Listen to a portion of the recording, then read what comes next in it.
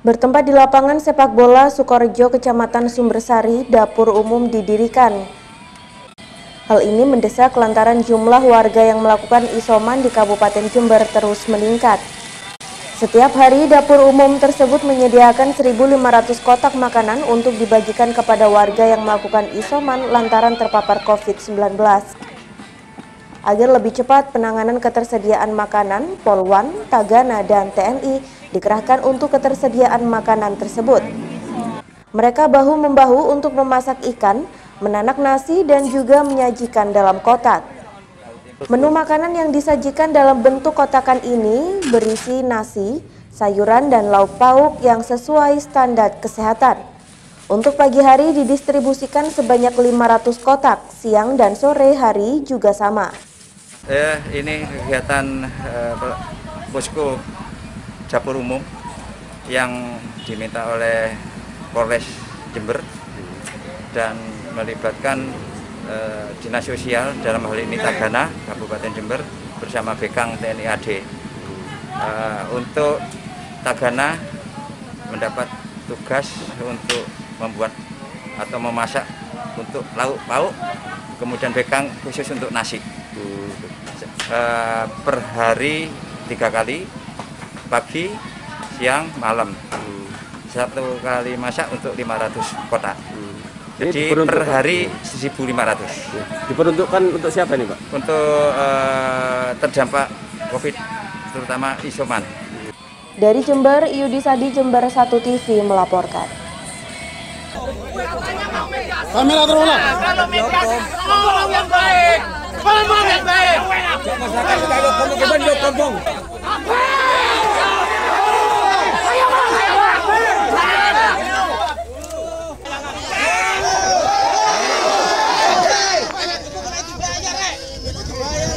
Nanti soalnya.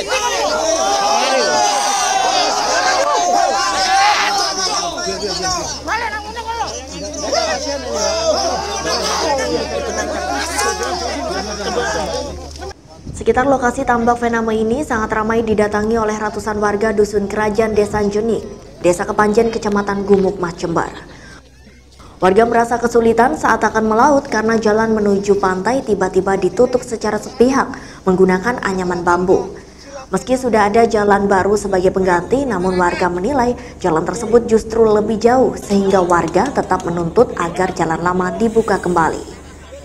Sementara itu, kuasa hukum warga M. Zainuddin SH meminta kepada Kepala Desa Kepanjen untuk segera membuka kembali jalan tersebut agar tidak semakin mempersulit warga.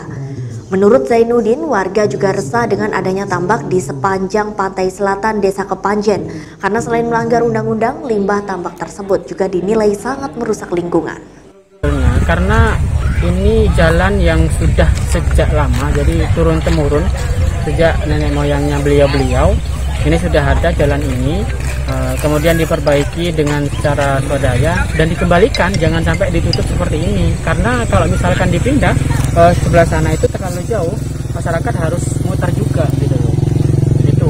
Nah kemudian masyarakat sini itu juga resah dengan adanya tambak yang ada di sini. Itu sudah hampir semua. Kalau secara ketentuan perundang-undangan ini sudah melanggar semuanya. Jadi sepadan pantai itu tidak boleh.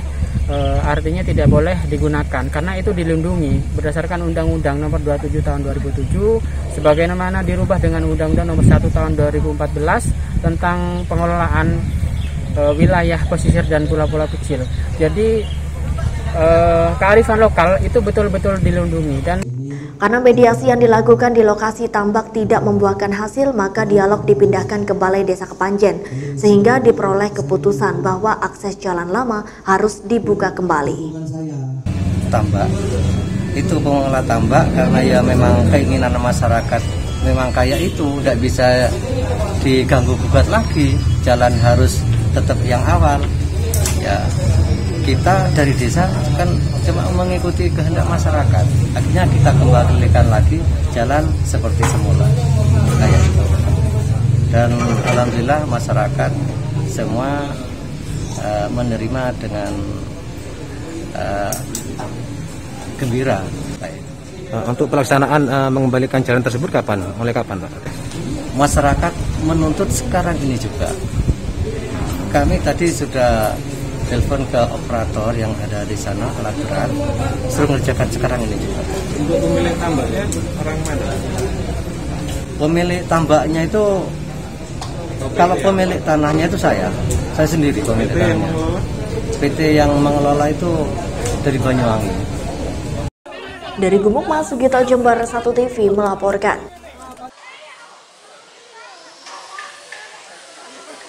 Takmir Masjid Al-Mutakin di Dusun Beteng, Desa Sidomekar, Semboro setiap tahun menyembelih hewan kurban yang cukup banyak.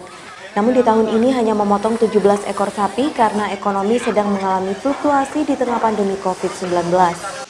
Namun pemotongan dan pengemasan daging sebanyak 17 ekor sapi dan 1 ekor kambing ini tentu harus dilakukan oleh puluhan warga, sehingga sempat ditunda karena berkaitan dengan PPKM darurat dan zona merah. Akhirnya proses penyembelihan bisa dilakukan dengan prokes ketat karena jumlah tenaga pelaksana mencapai 150 orang.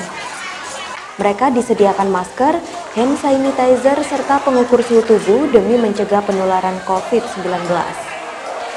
Daging tersebut didistribusikan warga yang membutuhkan, terutama kaum duafa di sekitar masjid.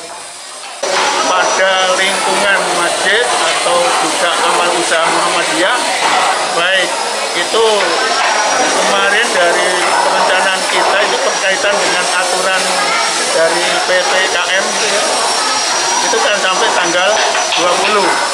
Maka karena kita pasti mengundang panitia yang lebih dari 50 orang, maka kita menggunakan waktu tanggal 21. Untuk event sebesar ini, Pak, berapa tenaga yang dilibatkan, Pak? Tenaga yang dilibatkan adalah sekitar 150-an. Ya, 150-an. Kita berupaya untuk bagaimana mengikuti dari aturan-aturan yang telah ditetapkan oleh pemerintah, baik itu berkaitan dengan menggunakan masker, menjaga jarak, kemudian kita sediakan tes. Dari Semboro, Tim Liputan Jember 1 TV melaporkan. Sebanyak 100 ekor sapi program kurban Holik Lasnas LMI ini disembelih di Rumah Pemotongan Hewan atau RPH Kaliwates Jember dan akan dikalengkan dalam bentuk masakan rendang.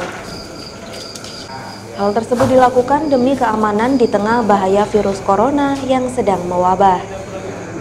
Selain itu, daging kurban yang dikemas dalam kaleng juga akan lebih awet sehingga memudahkan proses pendistribusian ke daerah yang sulit terjangkau atau lokasi bencana yang membutuhkan penanganan khusus dan jarak tempuh yang tidaklah sebentar.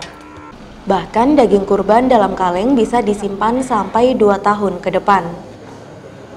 Pengalengan daging kurban yang dilakukan oleh Lasnas LMI tersebut telah sesuai dengan Fatwa Majelis Ulama Indonesia atau MUI nomor 37 tahun 2019 yang memperbolehkan pengawetan dan pendistribusian daging kurban dalam bentuk olahan. Lasnas LMI juga memastikan pengalengan daging kurban tidak menyalahi kaidah yang berlaku karena penyembelihannya tetap dilakukan pada hari kurban hingga akhir hari tasyrik. Menurut manajer pendayagunaan Lasnas LMI Jawa Timur, Suwandi, yang sekaligus sebagai koordinator pemotongan hewan kurban, 1 ekor sapi akan menghasilkan sekitar 350 kaleng rendang, sehingga 100 ekor sapi kurban ini akan menghasilkan sekitar 35.000 kaleng rendang. Program kurban Holik Lasnas LMI yaitu proses penyembelihan hewan kurban yang nantinya hasil dagingnya itu diolah menjadi rendang. Sapi yang akan disembelih nantinya berjumlah 100 ekor. Distribusinya yaitu untuk daerah rawan bencana, daerah rawan akidah, terus kemudian daerah terpencil, pelosok Nusantara, dan masyarakat yang terdampak COVID-19. Untuk penyaluran luar negeri, yaitu kita akan menyalurkan di Palestina, terus kemudian Somalia dan Myanmar. Terus kemudian untuk di 7 provinsi tersebut, yaitu Jawa Timur, Jawa Tengah, terus kemudian Yogyakarta, ya, terus kemudian NTT, terus kemudian Kalsel, terus kemudian juga ada di Sumatera Barat dan Kepulauan Riau. Suwandi berharap inovasi yang dilakukan Lasnas LMI ini akan semakin bermanfaat untuk masyarakat, apalagi di masa sulit akibat pandemi COVID-19.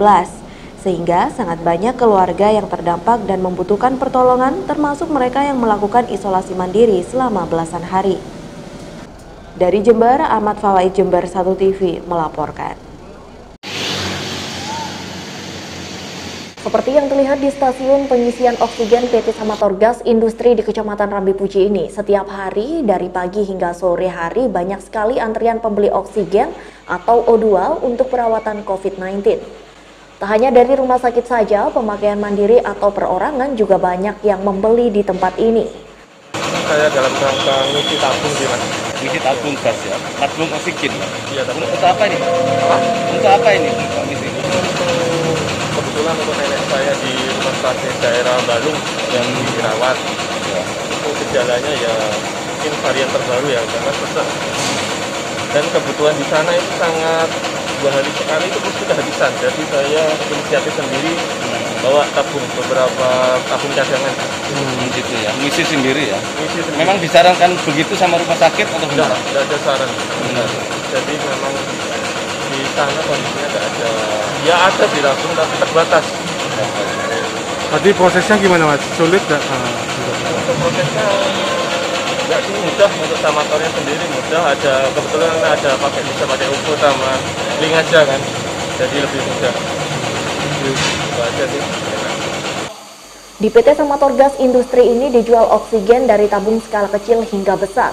Namun, kini ada persyaratan untuk membeli oksigen, yakni harus melampirkan surat keterangan sakit dari pihak rumah sakit atau dokter yang dibawa saat melakukan pembelian. Peningkatan permintaan oksigen ini cukup signifikan beberapa hari terakhir, imbas kenaikan angka positif COVID-19 di Kabupaten Jember. Untuk ketersediaan aman, cuman jika kebutuhan atau peningkatan dari jumlah pasien, maka ketersediaan juga akan semakin menipis. Untuk tabung kita sebenarnya aman. Untuk saat ini setiap hari kita dijatah 16 ton setiap hari pengiriman. Cuman sampai saat ini kebutuhan dari setiap rumah sakit semakin hari semakin meningkat. Tapi tetap tercukupi nggak permintaan itu? Sampai ini masih tercukupi. Dari sekian tahun itu untuk memenuhi kebutuhan di wilayah Tapal Kuda atau khusus Kabupaten Jember? Hanya untuk Jember aja. Jadi untuk cleaning kami sendiri sama beberapa rumah sakit yang menggunakan tangki liquid. Tampaknya di sini ketika ada masyarakat umum yang membutuhkan harus seperti apa? Untuk masyarakat umum atau individu pribadi ya, kebutuhan pribadi itu kita ada persyaratan. Satu, setiap pengisian dia harus menyertakan hasil tes PCR yang menyatakan positif. Atau ada surat keterangan dari dokter kalau dia menderita penyakit asma atau sesak nafas. Jadi tidak bisa semuanya pengisian, tidak bisa. Jadi harus ada syaratnya. Dari Jember, Yudhisari, Jember 1 TV melaporkan. Penganiayaan yang dialami oleh tim relawan pemakaman jenazah pasien COVID-19 Badan Penanggulangan Bencana Daerah atau BPBD Jember terjadi saat tim relawan mengantar jenazah pasien COVID-19 dari Rumah Sakit Dr. Subandi menuju pemakaman di Desa Jatisari, Kecamatan Pakusari, Jember pada Sabtu petang 17 Juli 2021 lalu. Saat petugas tiba di lokasi, puluhan warga langsung meminta paksa dan membuka peti mati serta mengeluarkan jenazah untuk dimandikan tanpa protokol kesehatan. Petugas pun memberikan pemahaman dan penjelasan agar tidak dibuka karena berbahaya sehingga harus dimakamkan secara protokol kesehatan. Namun warga marah langsung mengancam petugas sehingga petugas meninggalkan lokasi. Namun saat hendak pulang, tim relawan pemakaman mendapat serangan penganiayaan berupa pemukulan dan lemparan batu hingga mengenai kepala petugas.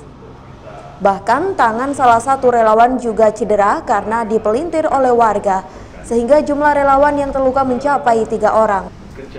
Teman-teman lalu memutuskan untuk meninggalkan tempat karena pihak keamanan tidak berhasil mengendalikan istilahnya kehendak warga untuk mengambil alih jenazah ini. Ada berapa korban?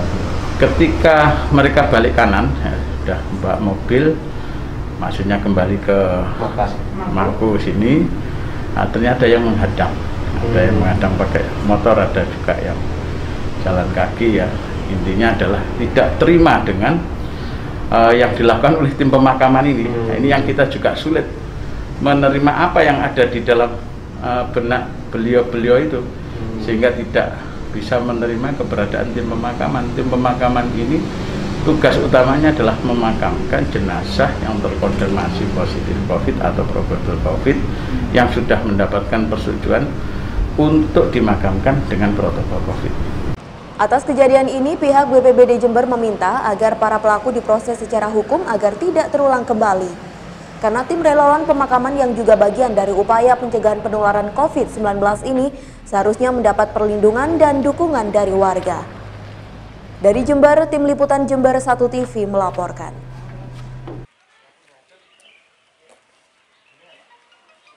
Persiapan kegiatan hajatan di Jalan Yosudarso, Dusun Kandang Rejo, Desa Sukorno, Kecamatan Umbul Sari ini didatangi oleh petugas gabungan TNI Polri dan Satpol PP setempat.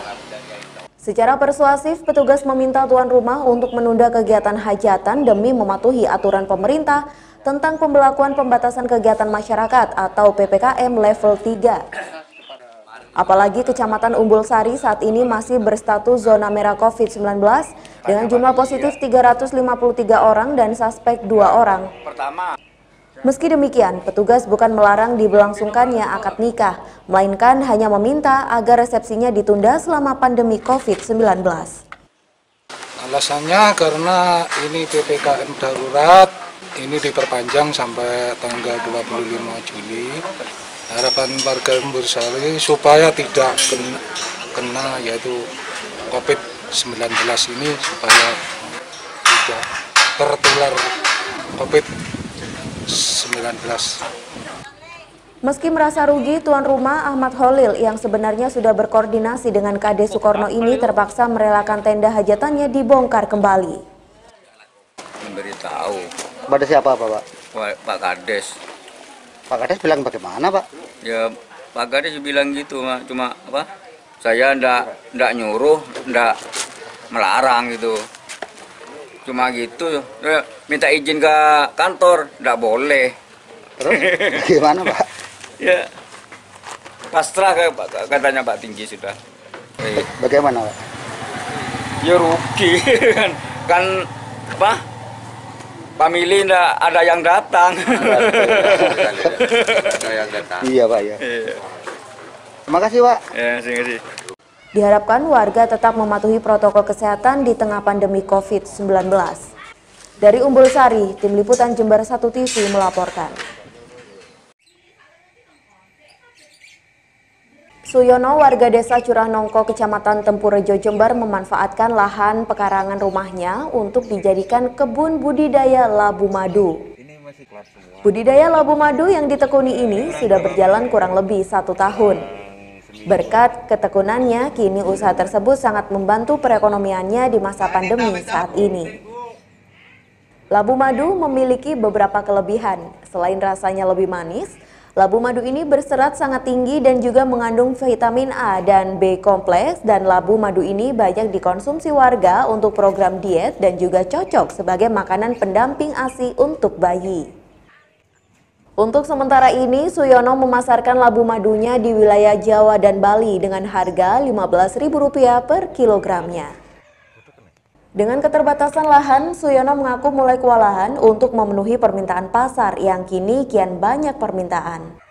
Ini tahap pemula, ini pertama kali, jadi mencoba, terus dikala agama bulan sekarang, tahun-tahun ini kan pandemi, jadi kita memanfaatkan lahan, kita tanami labu madu. Dengan nyoba 100 pohonan ini, jadi kita juga masih belajar.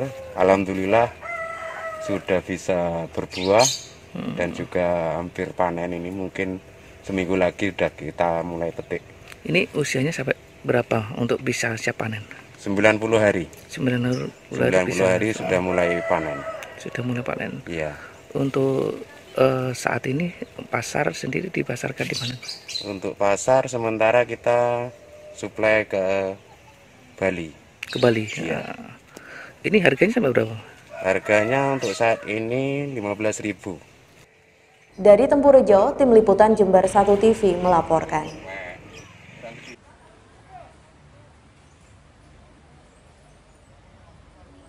Kedai Ar-Rohmah yang berada di Desa Jubung, Kecamatan Sukorambi, Jember.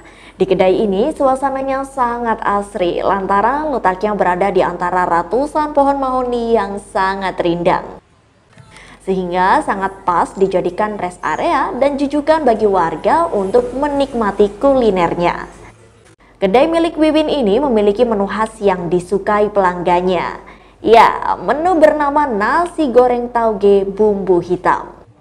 Wiwin memberi nama itu lantaran memang nasi goreng tersebut berwarna hitam dari tinta cumi yang sudah dimodifikasi berbagai bumbu rempah-rempah untuk olahan nasi goreng sehingga terlihat enak dan sangat gurih. Selain itu, Wiwin juga memadukan tauge, sawi dan juga kubis di olahan nasi gorengnya berikut bumbu masak Nusantara. Sementara untuk garnish, ia menonjolkan daun selada dan tumisan tomat serta ikan cumi di atasnya. Sehingga saat disantap menu tersebut terasa nikmat dan menggugah selera pengunjung. Salah satu pengunjung, Indri, mengaku sangat puas menikmati nasi goreng tauge bumbu hitam karena rasanya enak dan pas di lidah. Hidangan makin cocok dengan minuman es teh Gunung Gambir. Adik namanya siapa, Dek? Indri Reva. Adik ini menikmati menu apa ini? Nasi goreng tauge bumbu hitam dipadu dengan cumi, sangat enak. Enak sekali ya. Iya. Yang menonjol ikan apanya ini? Ikan cuminya. Ikan cuminya ini. Sebelumnya pernah nggak menikmati menu ini? Belum pernah. Belum pernah ya. Hal senada diakui Heru, penikmat sensasi nasi goreng tauge bumbu hitam tiada duanya. Disantap saat hangat di bawah rerimbunan pohon mahoni sehingga seolah sedang berada di hutan belantara. Pak, ini gimana Pak? Taste-nya nasi goreng tauge bumbu hitam ini gimana? Oh, istimewa, mantap. Rasa cuminya terasa sekali. Enak. Baru kali ini, iya. Sebelumnya belum pernah nyoba. Iya. Iya. Ini sama keluarga di sini? Iya, betul. Sementara itu, Wiwin, pemilik kedai, sengaja menciptakan nasi goreng tauge bumbu hitam agar lebih khas dan tidak ditemukan di tempat lain. Apalagi hidangan tersebut disajikan di area kawasan hutan kecil dengan rimbunan pohon mahoni. Makin sensasional dan menarik perhatian para pengunjungnya. Wiwin membandrol menu tersebut dengan harga cukup murah, yakni Rp10.000 saja. Anda penasaran dengan menu nasi goreng tauge bumbu hitam? Datanglah ke kedai milik Wiwin di Jember. Ibu dengan ibu siapa, Bu? Saya Bu Wiwin, Mas. Ibu ini menciptakan menu apa ini, Bu? Nasi goreng tauge bumbu hitam dengan variasi ikan cumi. Apa Bu alasannya kok sampai menyajikan menu ini? Saya berusaha untuk memanfaatkan ikan dari pantai selatan, kan kebanyakan cumi Mas di sini. Gimana Bu atensi dari masyarakat? Alhamdulillah ada sambutan lah, sambutannya katanya gitu sih pelanggan. Terus bumbunya apa aja barangkali dipadukan dengan bumbu apa? Bumbunya seperti bumbu nasi goreng biasa, tapi ini saya padukan dengan tinta cumi. Tinta cumi ini awalnya sih kita memasak waktu itu Mas, kita memasak untuk keluarga gitu ya. Kok ini masak cumi gitu loh. Kok kuahnya berlebih gitu. Akhirnya saya ambil inisiatif, ambil ide, coba mau bikin nasi goreng hitam dari tinta cumi itu. Kok alhamdulillah anak saya suka. Nah, testing pertama itu memang anak saya, karena anak saya memang ini ya, enggak bisa bohong lidahnya. Kok enak Mama? Ya udah, akhirnya saya jual lah. Nah, karena saya punya menu seperti itu, nah kebetulan ini didukung dengan suasana lokasi tempat kedai saya itu di bawah dapat dinikmati di bawah pohon mauni. Itu rindang sekali Mas. Jadi anginnya langsung masuk. Jadi alamilah. Ya. Bu, dilempar dengan harga berapa Bu? Ini satu mangkok atau satu piringnya? Cukup merogoh kocek 10.000 saja. Jadi nggak sampai menguras dompet ya Mas ya. Dari Jember, DKJ Jember 1 TV melaporkan.